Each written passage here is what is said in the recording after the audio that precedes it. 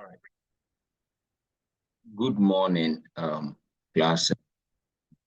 Lecture 5 of our corporate strategy. And the lecture 5, we are going to do stakeholder analysis. Stakeholder or stakeholders analysis.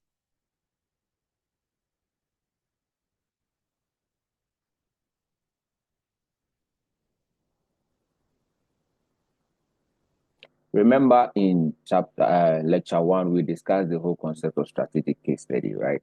So that is what we did. And in lecture 2, so lecture 1, we talked about the mission, vision, and all those things, the purpose of strategy and everything. In lecture 2, we decided to do internal analysis and we did our positioning. All right. So we've gone through the macro environment. We discussed PESTEL and how to actually even use the PESTEL to solve a question. And in lecture 3, we also did the industry analysis where we use the Porter's 5 forces. All right.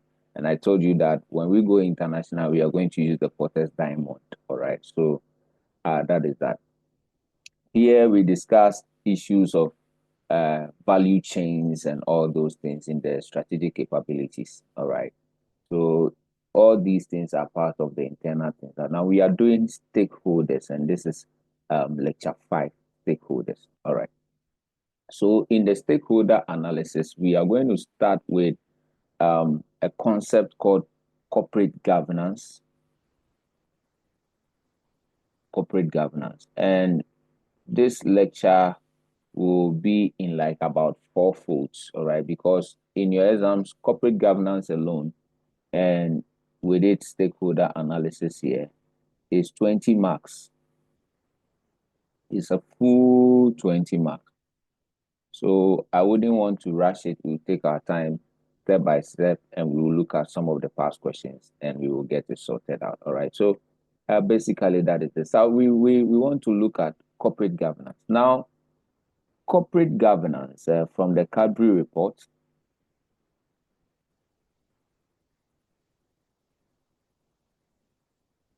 of 1992 is actually defined to be the how an organization is directed and controlled, because the word corporate here means an organization, and in Hebrew or in Latin, governance means to steer. So how you are driving your car, all right? So you are steering your car towards a certain direction. So from the Cadbury report, we know that corporate governance is about how an organization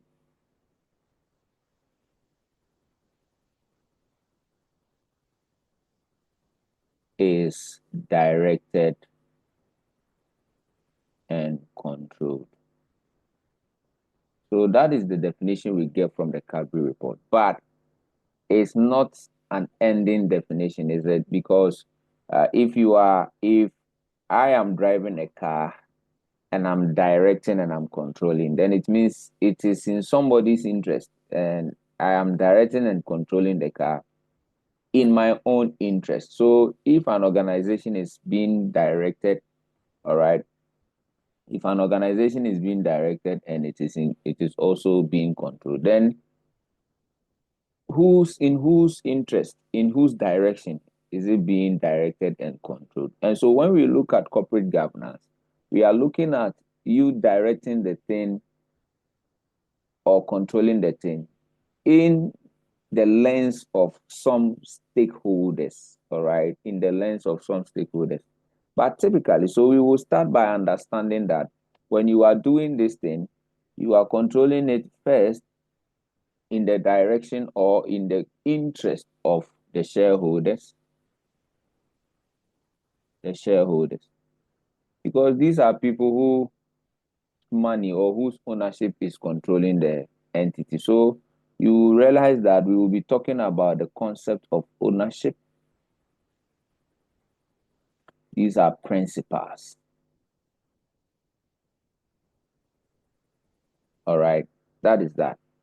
But a company doesn't just exist to interact with its shareholders. Of course, when it comes to the shareholders, their aim is to have wealth maximization.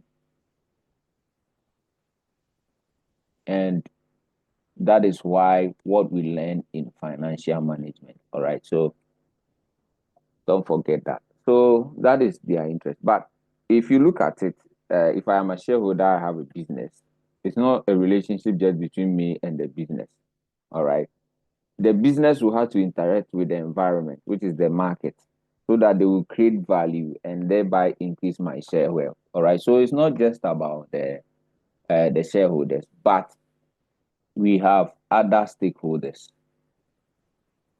So the reason why I am using other stakeholders is that we are when we talk about stakeholders, the shareholders too are part of stakeholders, those who have connections and interest in an organization. So the shareholders are also part of it. So we are also going to control the entity in the interest of others, like the finance providers, like your suppliers, like your employees, even your customers, like even the regulatory authorities that are in this nation. So you don't just operate, you operate within a certain scope, and you found some limitations. These are given by the regulator. So you control it in the confines of the law. So we have other stakeholders. So these are people beyond uh, beyond the shareholders, beyond the shareholders, other stakeholders beyond the shareholders. And we will look at them one by one because that is the essence, all right, of the stakeholder analysis. We will look at them, and that brings in some social responsibilities and all those things. So with this, we can now redefine corporate governance as how an organization is directed and controlled in the interest of shareholders and other stakeholders beyond the shareholder. So that is how you can define your corporate governance. So you see, it's a very simple thing, right? You can actually do it yourself. All right. So now let's look at how these things pans out in your exams, how the areas with which the examiner is likely to go. It's a very broad concept, but I will try because if you look at my video under the audit playlist, there is also corporate governance where we focus on the audit aspect. All right. But here it is a general one. So fortunately, if you get at the audit aspect, you can bring in the knowledge. All right. So that is it about the case study. It's a very broad thing, but I will try and make it limited in your scope of learning. All right. So basically that is. So let's look at how the structure is going to be. The structure. All right. Now we are going to take corporate governance. So we are going to discuss first of all the corporate issues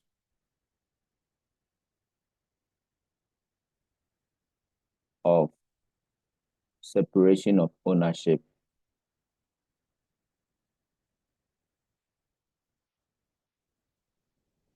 and control. The reason why we are even learning this corporate governance. All right. And if you watch my audit video, this is the first thing we always do in class.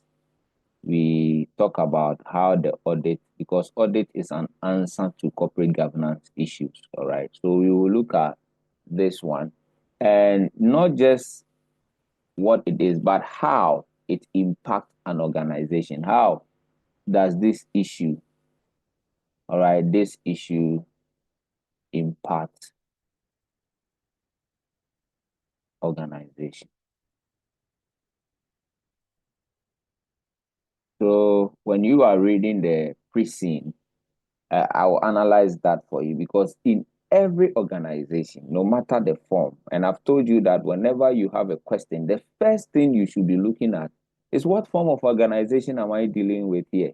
Is it a listed entity or a private entity, or is the public sector entity? Where even in the public sector entity, you have to divide it between an NGO, like, or the general government, or the Kwan NGO. We have a Kwesi NGO. All right. So you have to look at it. All right. That is the government one because that one is said to be like an autonomous, the ministries. All right. It's said to be an autonomous, but they are still under government. So we will look at that. All right. And the answer to this issue of separation of ownership brings in what we we have just started talking about, which is about corporate governance, because corporate governance is an answer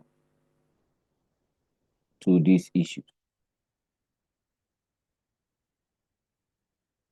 So we will be discussing corporate governance, and here we will be talking about the purpose. Of course, as for the definition, we have already done it, but we will also be talking about the purpose and objectives of corporate governance.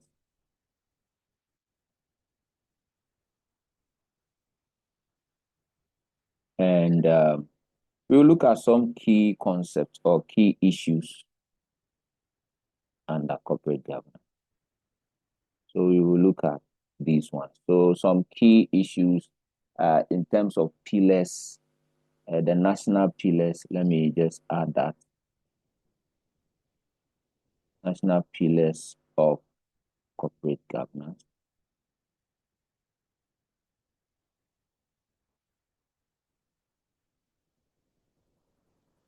Not only that, we will now sway our attention to the stakeholders that are involved in corporate governance. Listen to me well. Stakeholders what? Involved in corporate governance, not like stakeholders, but stakeholders involved in corporate governance. So we will look at the interest of these people.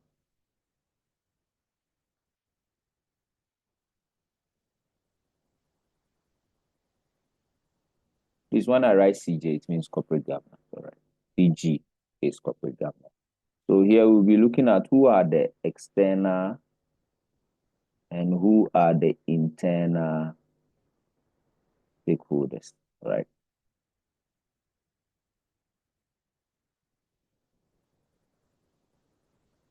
Even in financial management, we call some people connected stakeholders.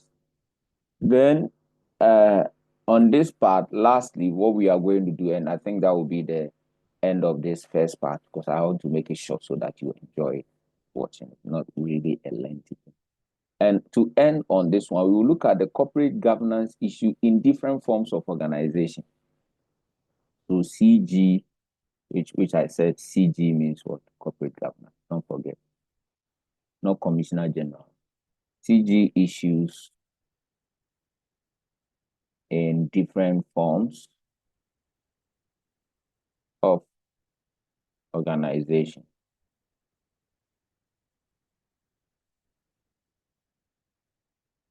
All right, so we will look at this one in this video. All right.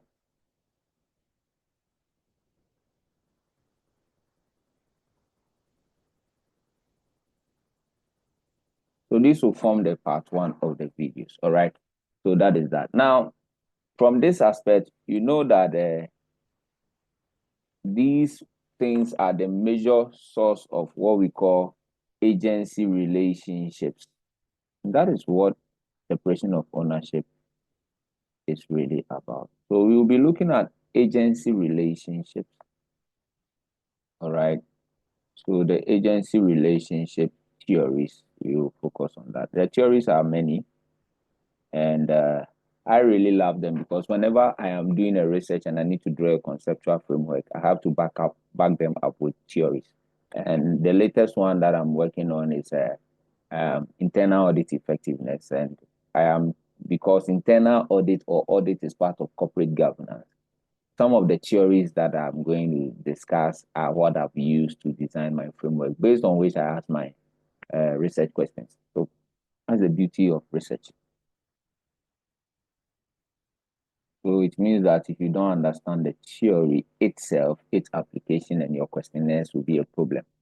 All right. So that's my job actually. So that's my daily job as an RTA, research and teaching assistant in the University of Ghana.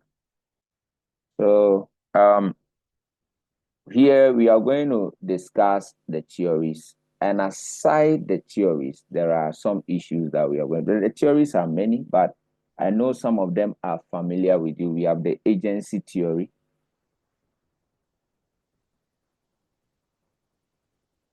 which I know is very, very familiar with you. But you might have also heard of the transaction theory. which we will explain. You might have heard of the stakeholder theory.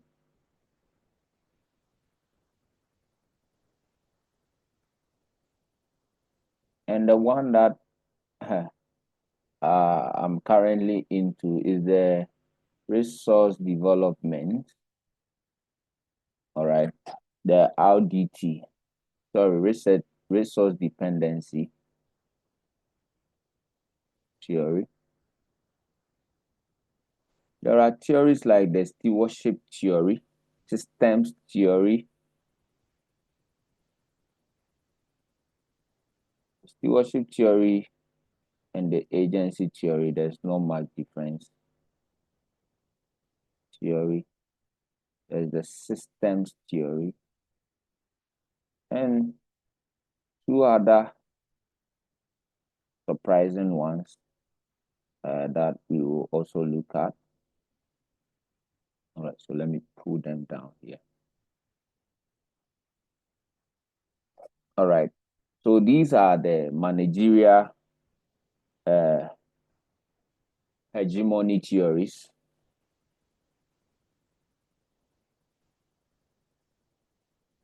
Managerial. All right.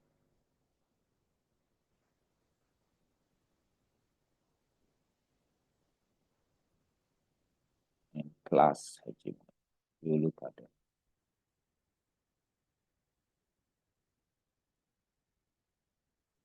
And lastly, psychological and organizational perception theory.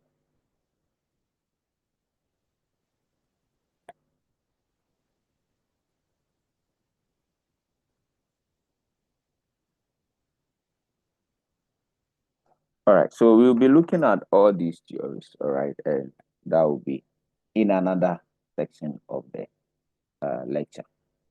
All right, so with that said, what we are going to do is that since we've already defined corporate governance, we are going to talk about the objectives, the key issues, discuss these two boxes, and the next video will take care of the agency relationships and their theories, all right? And in the agency relationship, when we are analyzing it, you see it will bring us into another one where we will do corporate social responsibilities, the board and everything, the committees and all those things. So when we get there, we will take it from there. All right. So for now, since we've been able to define the corporate governance, let's now go to the objectives and the purpose of corporate governance. All right, just a minute.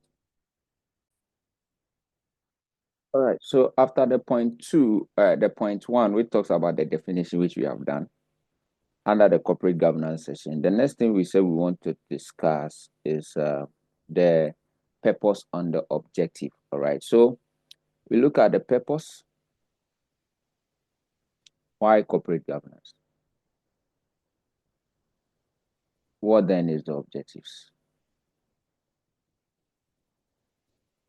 All right. Not that a difficult thing to actually think about, but the main purpose of corporate governance is a monitoring aspect, monitoring and supervision. That is all corporate governance is all about. So the essence of the corporate governance thing that we are doing is to actually monitor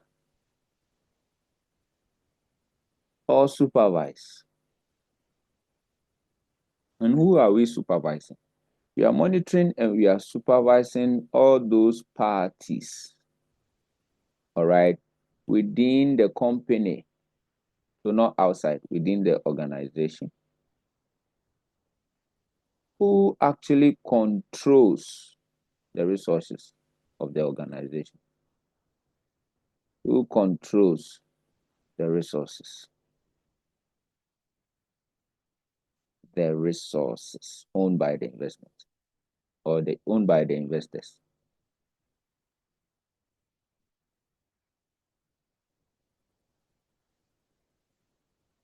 So basically that is that. And those who control is what later we will discuss them as the board of directors. Please manage, it's not management. Some of you always think management. It's not management. There's a difference between management and board of directors as nouns. Nouns. But in terms of verb, they all manage. So be very, very careful. Be very careful. Be very careful. Because why? We want to have a suitable balance of the power of the board of directors. So the suitable balance of the power of the board of directors is something we are going to discuss as the composition of the board of directors. Composition. So this is it. Suitable balance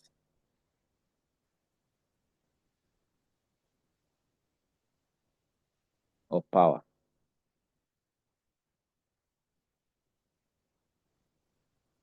of the board of directors. And with this, what we mean by that is the composition of the board of directors. The composition. So I will just use some brief time to discuss the composition of the board of directors and probably their function. All right, because this thing you saw here is their function. That is their function. Not only that, in the composition, we are going to discuss issues of independency and all those things. So, I mean, how they address risk. All right. Now, this composition, we have the UK composition, we have the OECD,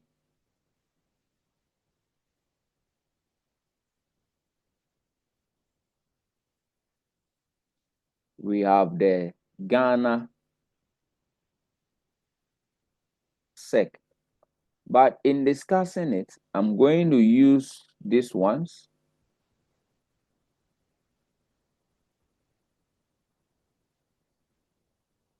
and this one. But the principle underlining corporate governance, I will also bring in the OECD in terms of the principle. So we are going to discuss this thing right now, the composition and their independence and things. Now, the composition, I've already discussed it in my audit video. All right. So when we pick the UK one,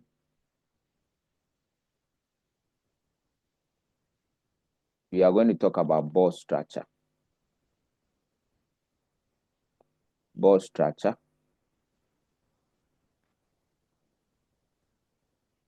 and composition.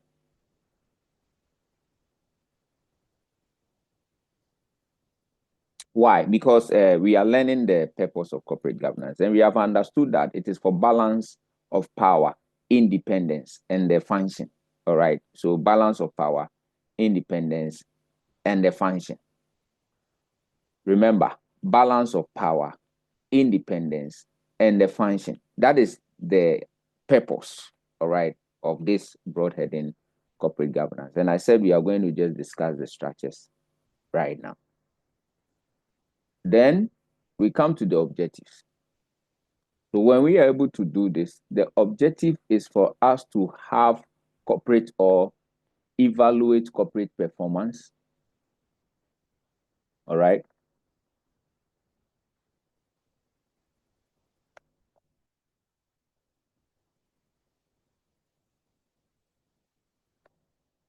When we are able to evaluate it so that people will be held accountable, so accountability,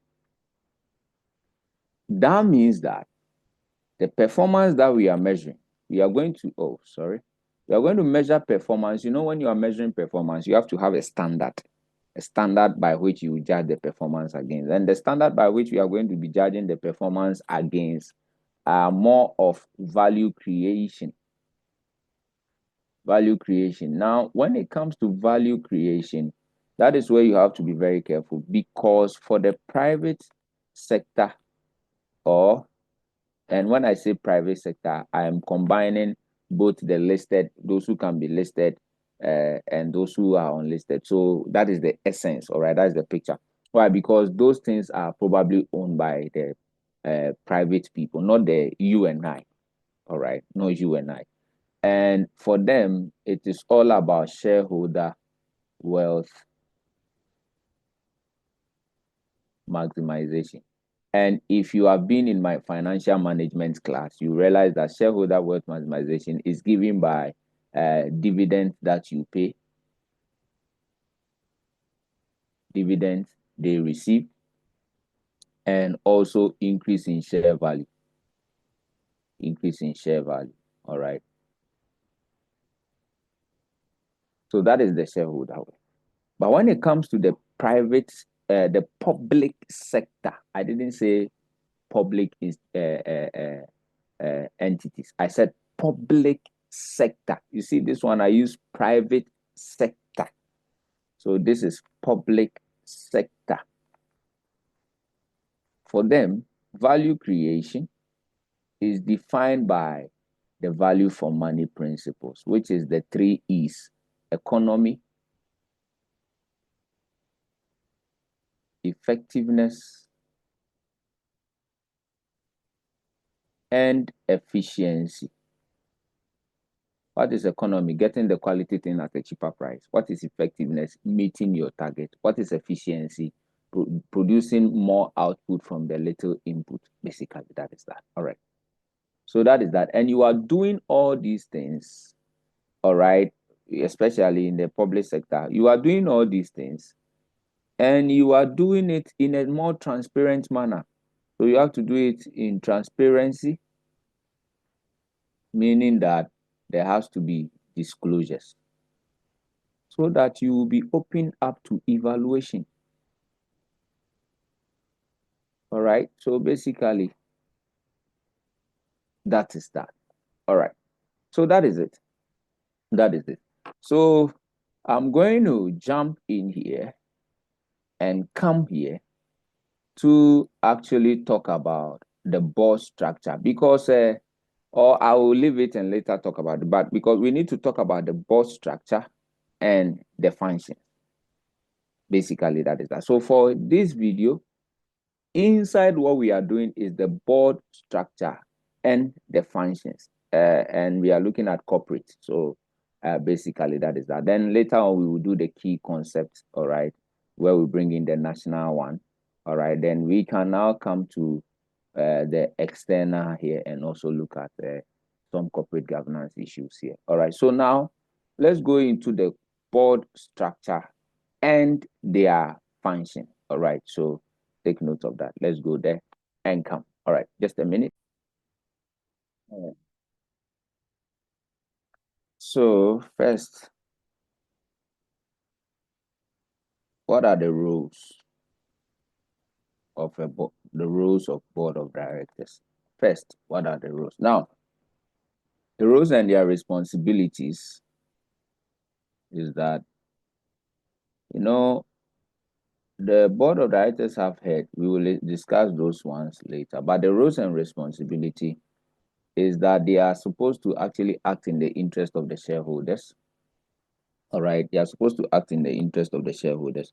So every director is actually an officer of the company. All right, so that is that, and they all have a specific responsibility.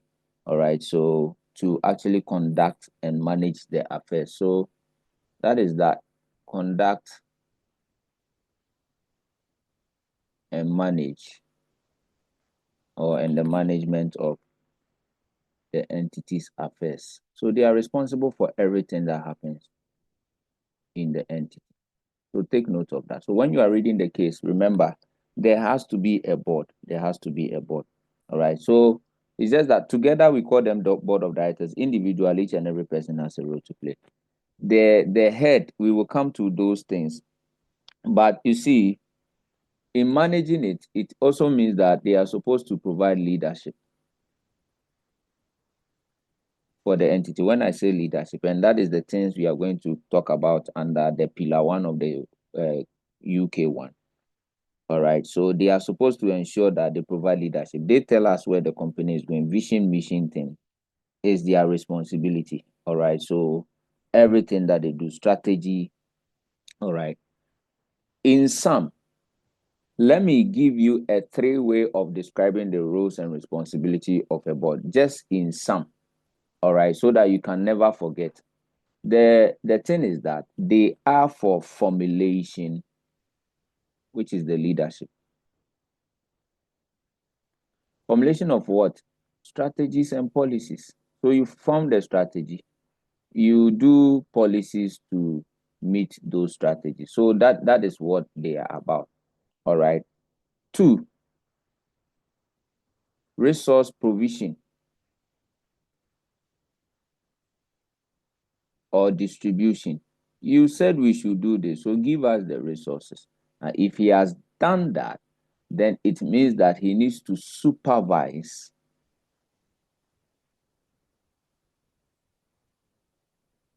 the implement. So they supervise the implementation of those things. And lastly is evaluation. So these are the responsibilities. Now, in corporate governance pillar system, this one in the UK one is the first one. It is called board leadership and direction in the UK one. So board leadership and direction. So UK pillar one.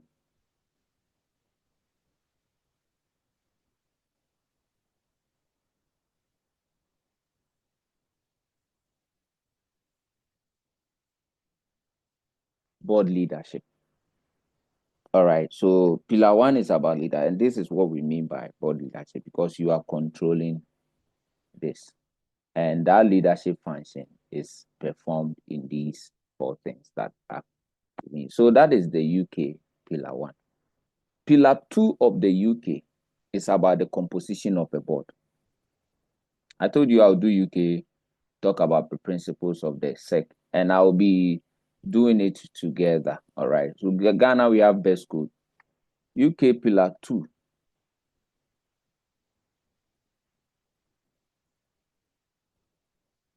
is actually division of responsibilities.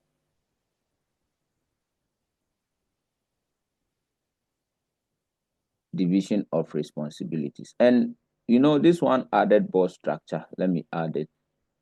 And so I'm going to use the board structure to talk about the division of responsibilities. All right. So how does a board structure look like? And everybody will have it and his or her role to play. The internet. Oh my goodness. All right. So let's look at how a board is meant to be structured. All right. Yeah, because diversity comes in, division of responsibilities, and the board diversity, it comes in. So let's look at how it works. Now, let me use this opportunity to also open your eyes to certain things, because really uh, we don't really do these things in the individual courses, but I did it in a, what do you call it? Advanced financial management. So what is a board structure supposed to look like, and what is the individual responsibilities? All right. So here, remember, I'm going to talk about a unitary board system, which we practice here in Ghana. So unitary board. So I'll put SEC in here, how we do our own. All right. Then we also have the two-tier board, the dual board, two-tier board, or the dual. All right. So basically that is that. Now, the unitary board in Ghana, we have one board. It's one board.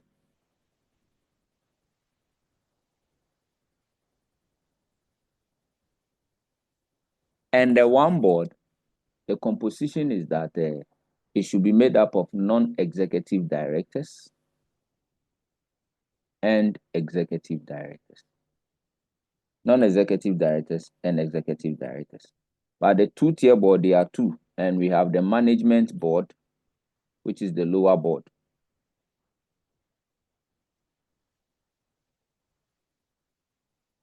The management board, which is the lower board. And we have the supervisory board, which is the upper board, but it's the same thing, all right?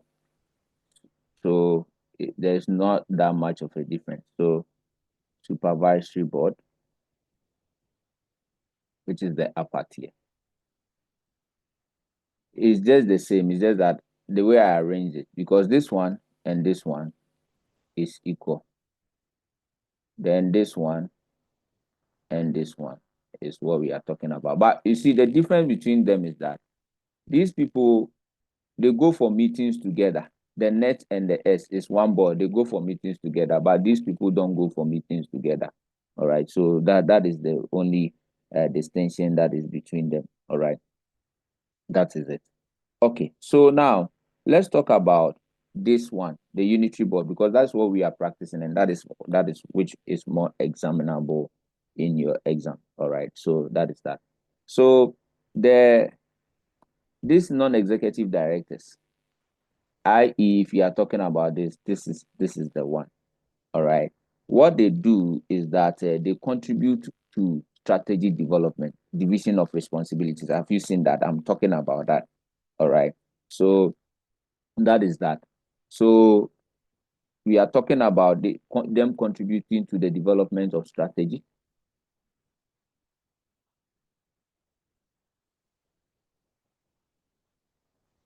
All right. Not only that, they also do risk performance. So they do risk roles. And by that, we mean they are doing supervision and monitoring because they need to monitor. So when we come to the committees, all the committees, most of them are made up of these people. All right. So that is that. That is that. Then remuneration is also by non-executive directors. All right. So that is that. Evaluation is done by them. The thing is that the chairperson of the board is also a net. Take note of that. The chairperson of every board should be a net. The chairperson of every board should be a net. All right. So basically, that is that. That is the net. Now, what you see about these nets with what they are doing, you remember I said board rules, structure, and independence. These ones are independent. Independent. They are very independent. All right. Because these people, they are experts. Okay. They are experts in what they are doing. And they are the ones that brings confidence into the board because they are not associated with the day-to-day running of the business. So you see the advantages that you have on these people are that they are for monitoring, expertise, and discipline. All right. That is that.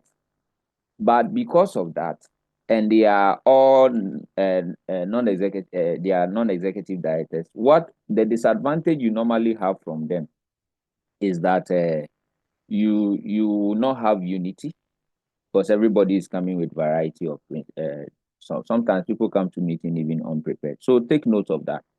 So they come in with independence. Now they are independent people. All right, independent people. Now, one thing you need to understand is that additionally, in Ghana perspective, when we are doing our best code of practice, it says that a board, first of all, the structure of the board, as we are saying, should be made up of non-executive directors and executive directors. It should be an even number. Sorry, odd number. Sorry, odd number. Example 5, 7, 9, 11. All right, so that is that. Odd numbers. Then in Ghana specifically, it says that at least one third should be non-executive. One third of your directors of your BOD should be non-executive directors. So let's do one third. If you do one third of 5, what will you get? Where is my calculator? One third of 5. I think you will get some roundings. So let's do this now. 1/3 of 5. That is giving me 1.66. So basically, what our law says is that whatever the situation should be in Ghana here, whatever the situation may be in Ghana here, the non-executive directors should not be less than 2. Should never be less than 2. So there should be 2 or more. So that is what we mean. All right. So 1/3. So if they are 7, you do the 1/3 of 7. 1/3 of 7. That means that they should be like 3. All right. 2.33 or 2. All right. So that is that. But you see, if you have a 5 board members, and at least 2 is non-executive directors, and is a non-executive director. All right. Then the additional 3, all right, is an executive director. It means you have to be very careful. So what you see actually in reality is that because under no circumstance should you have more executive directors than the non-executive directors. No. So what you see here is that the remaining 2 out of the 3 can be non-executive directors, and that is what the UK people call a balance. Then the last person who makes the 3, who is the chairperson, will also be a head. Because under no circumstance should you have more executive directors than your non-executive directors. The non-executive directors are playing the supervisory roles and stuff. So if we are the ones evaluating you, the ones that we are evaluating are more than us, then how is it going to be? All right. So in terms of the members, not the chairperson is part of the board, but in terms of the members, so you have 2, and the chairperson is the last one, which is a non-executive director. All right. So that brings, so if there is a tie between these two, there is another non-executive director to break the tie. So that is that. All right, that is that. And when you come to the executive directors, what you should understand is that these are the people who are actually running the business. We call them so the head of the non-executive director is the chairperson. The head of the executive director is what we call the CEO, all right, the CEO. So the CEO is for the day-to-day administration, day-to-day admin. In fact, he is the head of the implementation part of the strategy. So if these people they come together, they all come together, they do the strategy. The CEO is meant to actually implement the strategy. Implement the strategy. All right. So basically that is that. So and these people will make sure that the CEO is actually implementing the strategy. All right. So supervisory and all those things. Have you seen how it works now? So that is it about the division of responsibility inside the UK one, and exactly the same as the Ghana one. So I'm not going to do anything different from the Ghana one. It's the same thing. So the UK one, the Ghana one. It's just that Ghana gives these percentages, and as I've explained to you, all right. So let's go to pillar 3, all right. And in pillar 3, I think I've already taken some of the composition. So we are going to talk about board succession and evaluation. All right, board succession and evaluation. Because the board leadership, the UK one particularly, if you look at the way they quoted it, the first one, really, they said board leadership and purpose, not this one. It's actually board leadership and purpose. All right. So that is that. Then we have the division of responsibility. The third one actually calls it composition, succession, and evaluation. That is how the pillar 3 for the UK one is. So, and I've done the composition already. Composition, succession, and evaluation.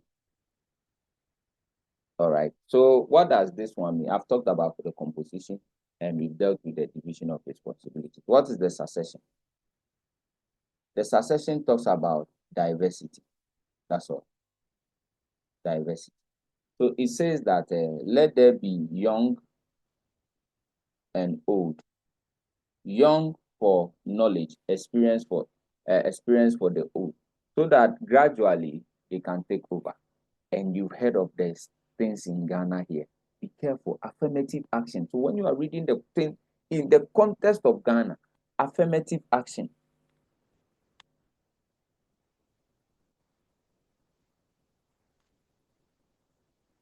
I think right now we are at 30% of them should be female. So in every board, the minimum females that you should. So where is my calculator?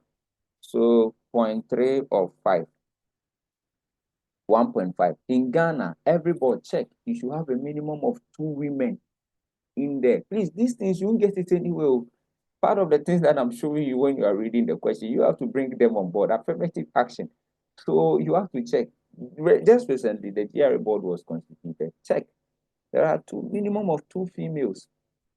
So please be very, very careful. Board diversity and evaluation. We should evaluate the board. If they are doing well, we should boost them up. But other ones too, if you are not doing well, we should change you. All right. So that is that. Anyway, for your information, all those members on the board are actually appointed by the nomination committee, with the chairperson also recommended, and the shareholders will appoint. All right. So that is that. The nomination will recommend, the shareholders will take them. All right. So basically, that is that. Take note of that. These are very important things.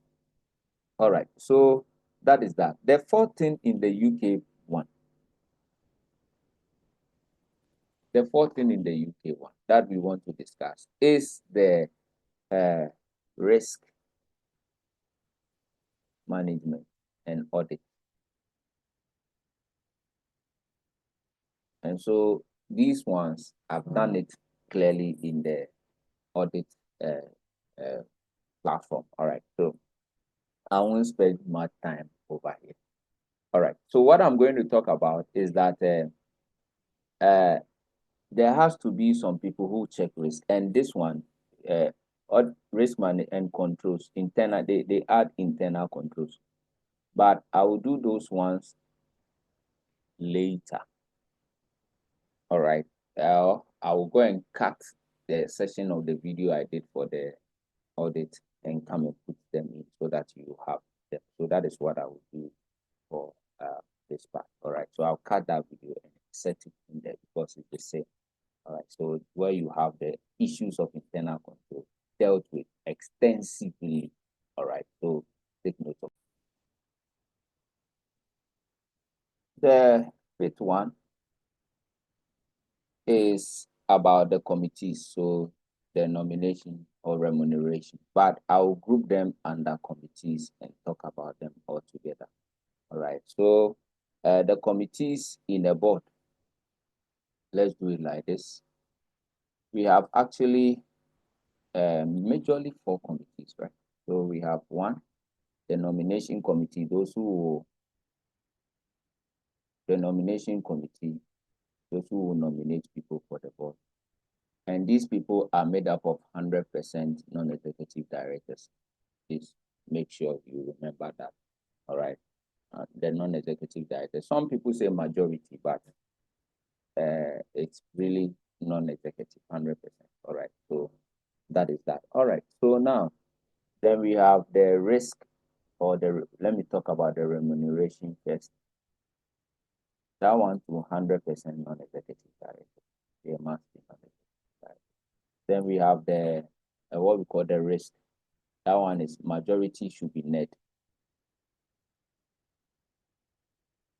Majority should be net. And we have the audit committee. So in the audit video that I'll cut up, you've just seen cutting. We also have it as 100%. But the chairperson is not part of this committee. All right. The chairperson of the entire board is not part of this committee. All right. So you find the functions of the audit committee and everything there. All right. So basically that is that. As for the remuneration, we have so many types of remuneration. We have the pay system, we have the share option system, the share-based payment. All right. So that is that. Bonus system too is also the performance-related system. All right. So basically, that is that. So these are the things that and it is the same as the Ghana one. All right. So please make sure you don't actually change anything. It's the same thing that we have discussed. There's nothing different. So the Ghana one is inside this. We all operate a unitary board. We should have a non-executive directors and executive directors and all those things. All right. So basically that is that. So that is it for the board. All right. That is it for the board. So let's go to the second thing that we wanted to discuss. All right. You have seen the board and each of their roles and everything. All right. So the second thing that we were supposed to do, apart from these ones, yeah.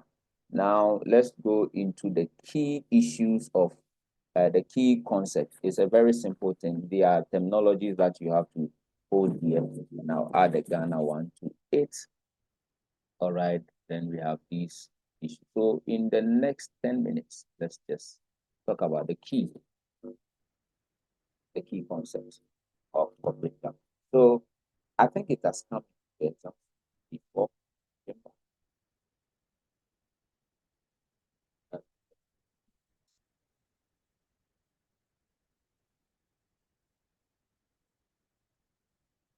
And the concept, I think, is all about number one, fairness. There has to be equity, right? So you treat them fairly. So the the one for the OECD says equitable treatment. So the principle, the OECD principle, says that there must be equitable treatment of stakeholders. All right. Do I have it here? Let me just check. All right. Let me just bring my audit book so that we discuss that one out. Advanced audit. Advanced audit. Advanced audit. All right. Yeah. So, so all right. So this is it.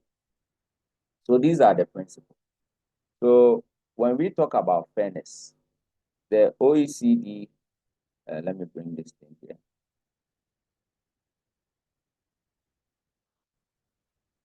All right. So when we're talking about fairness, the OECD says that there must be the right and equitable treatment of shareholders and key ownership functions. So that is fairness. All right. That is fairness. So look at the OECD one very well. All right, ensuring the basis for effective corporate governance framework. That is all about the structure. All right, so the transparency and everything. Okay, then it says equitable treatment of people. So you have to treat the shareholders equally or equitably, not equally, but equitable. All right, give the person what he deserves. So basically, that's that. All right.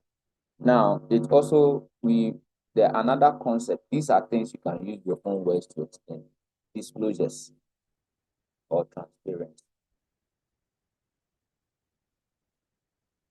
is the key concept.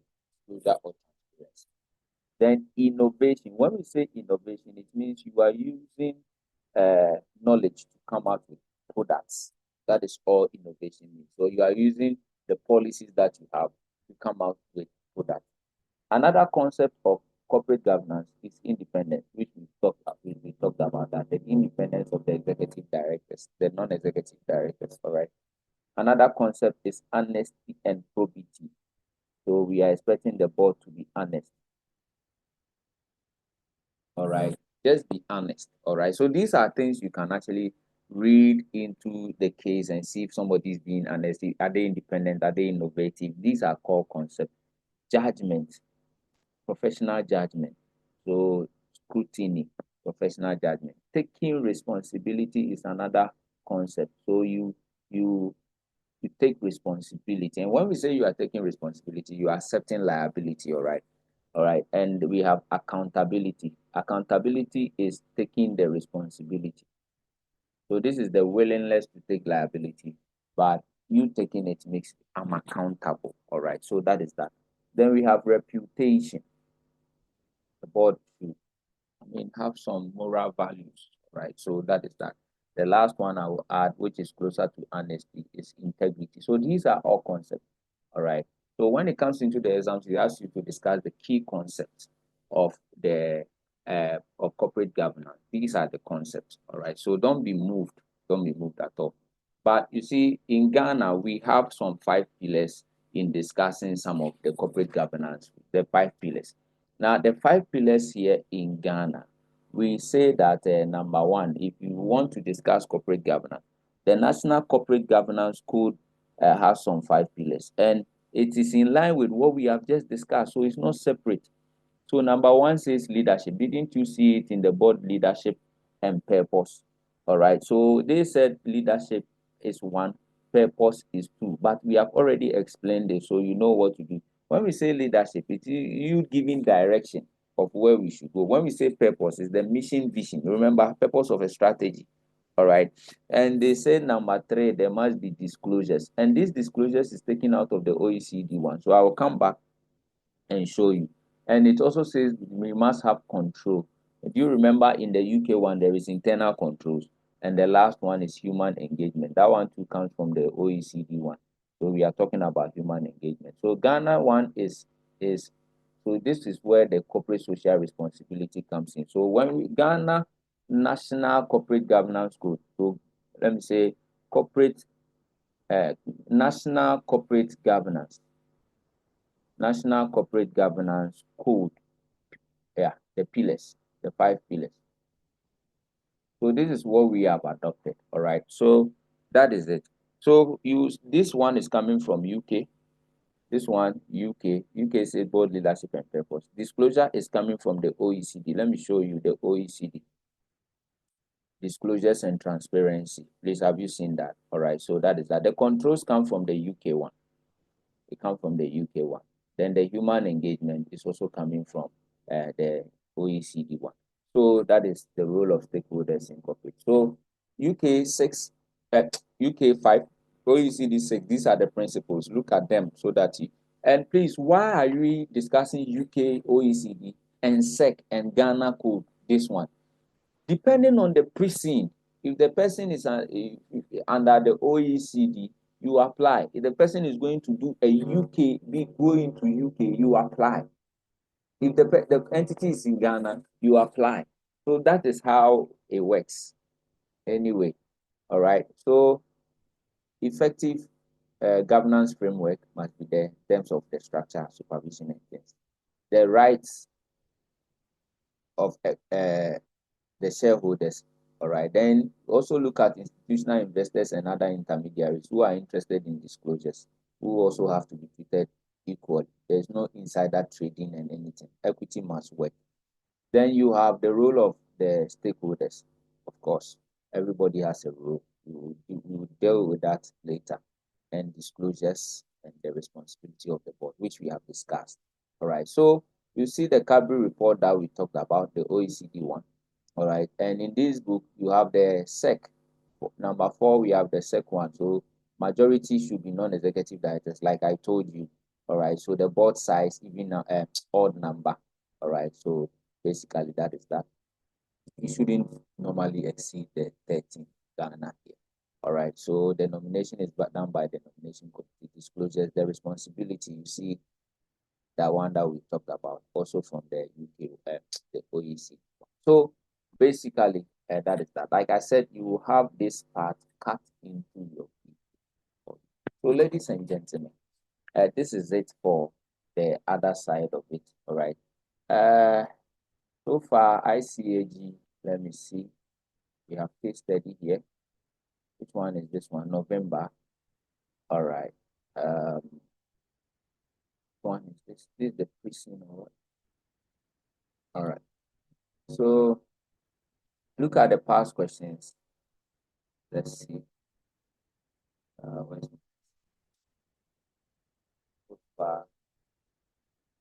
what they've been the ones that are uploaded now, I think, for T, the past question.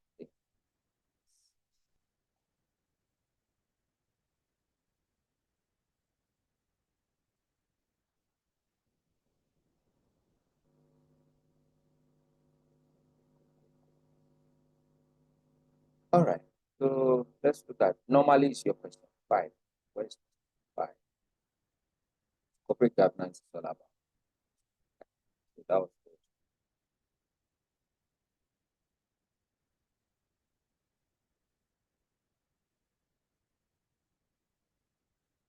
All right.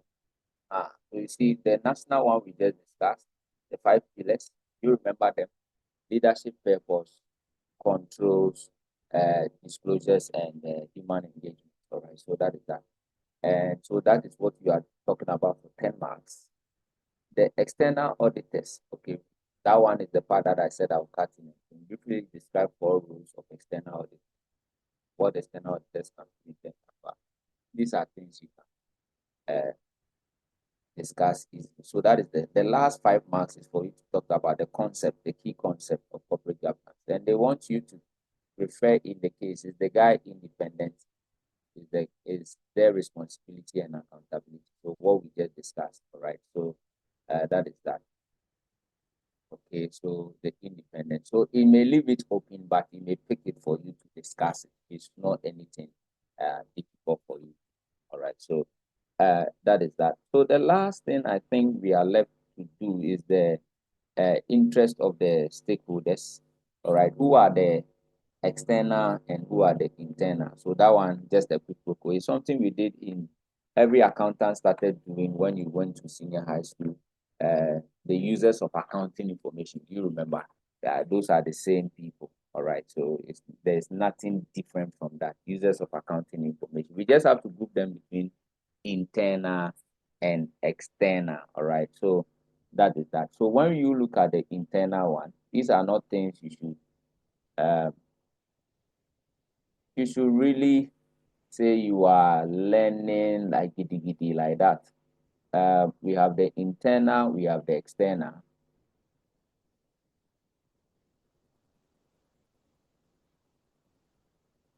All right. So the internal, who do you think? So number one is directors. They are internal. These are people who are the policy formulators, and they are controlling. They receive pay. That is their claim. What they want from the entity. Claim pay, which can be in the form of cash, share options. Reputation is also what they claim. Status and power. They want that. All right. Not only that, we want to talk about the company secretary. And please, a company secretary should be a qualified person. In Ghana, according to Section 168 of our Companies Act, the person should be a chartered accountant, or the person should have a legal background, somebody who did law, or a chartered secretary. All right. So these are the people. If you have a case study question, check the secretary if the secretary is being discussed. The role of a secretary is to advise the board on regulatory issues. Regulatory issues. A chartered accountant, somebody with a legal or chartered secretarial background. Be mindful of that. Check it in the case. Of course, when the precinct come, I will guide you in doing that. We have then employees, all right, employees who sometimes go and form their trade union. So number 4, we can say trade union, all right, who seek the interest of the employees. We know what employees want in an organization, so I won't spend my time over there. External, we are going to talk about the lenders, those who give money to the entities. The shareholders, we group all of them as investors, all right? So that is that. And they can be institutional sometimes, all right? Supplier, like pension funds, suppliers are part. The government is part, he needs his taxes. So that thing you learned in SS, users of accounting information and their information need, this is it, all right? So that is that. Auditors are part. External auditors are part. So I told you these ones, you can say the individual investors or the institutional investors like SNET who invest in other companies. We have the regulators, ICAG, IOCO, and all those things. But never forget these major ones, the customers and chairman, the society at large. These are them. All right. So that is that. Now, we know of all these things in public sector, private sector, but in public sector, who are the corporate governance system? You know, in public sector, all you need to know is that in Ghana, we have the legislature, the executive, and the judiciary, right? And these days, the hint of the media.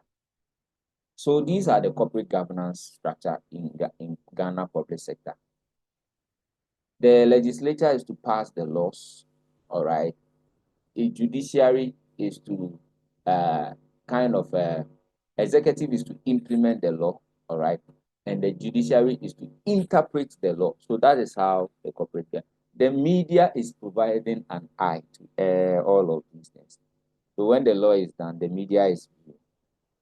When the executive is implementing, President Mahama is the head of the executive. The head of the judiciary is the Chief Justice Tokon, who has been suspended. The head of the parliament is my man, Honorable Avan Babin.